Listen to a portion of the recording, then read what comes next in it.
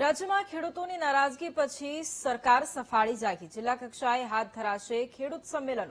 ખેડૂત સંમેલન માટે પ્રભારી મંત્રીને જવાબદારી સોંપવામાં આવી। સંગઠન અને સરકારના આગેવાનો પણ આ કાર્યક્રમમાં ઉપસ્થિત રહેવાના છે। એક તરફ રાજ્યમાં ખેડૂતોની નારાજગી અને ત્યાર પછી સરકાર સફાળી જાગી છે।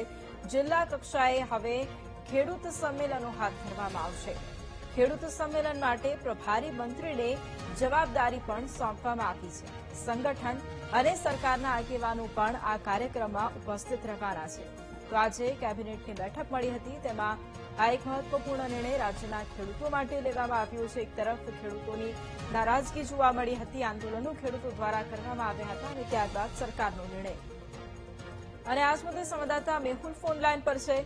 મેહુલ, એક તરફ રાજ્યમાં ખેડૂતો નારાજ છે, બીજી તરફ સરકાર દ્વારા ખેડૂતો માટે હવે અનેક પ્રયાસો। શું જાણકારી?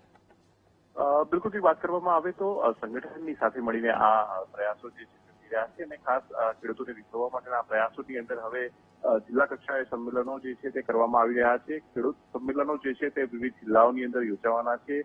જે માહિતી પ્રાપ્ત થઈ રહી છે તે પ્રમાણે તાપી અને ભાવનગરમાં પ્રથમ જે છે તે આ ખેડૂત સંમેલનો થઈ રહ્યા છે। ત્યારબાદ તબક્કાવાર અલગ અલગ જિલ્લાઓની અંદર આ સંમેલનો થશે, જેની અંદર પ્રભારી મંત્રી, પ્રભારી જિલ્લાના જે આગેવાનો છે ભારતીય જનતા પાર્ટીના તે ઉપસ્થિત રહેશે। મહત્વપૂર્ણ છે કે એક તરફ જે વીજ લાઈનો નંખાઈ રહી છે અને સૌરાષ્ટ્રમાં જે ખેડૂતોની નારાજગી છે તેની વચ્ચે અન્ય જિલ્લાઓની અંદર તેની અસર ના પડશે તેને લઈને ક્યાંક આ પ્રયાસ થઈ રહ્યા છે। આ સંગઠન દ્વારા જે સંમેલનો થઈ રહ્યા છે તેનાથી ખેડૂતો પર કેટલી અસર થશે તે જોવાનું રહેશે। બિલકુલ, આભાર મેહુલ તમામ જાણકારી માટે।